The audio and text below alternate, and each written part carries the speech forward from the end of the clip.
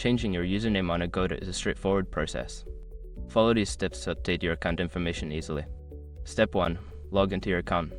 Visit the Agoda website or app and log in using your current username and password. Step 2. Access account settings. Once logged in, navigate to your account settings. This is usually found in the profile or account section of the website or app. Step 3. Select username option. Look for the option to edit your username. This may be labeled as edit profile or change username. Step 4. Enter new username. Type in your desired new username. Make sure it meets any specified requirements, such as character limits or restrictions on special characters. Step 5. Save changes. After entering your new username, save the changes.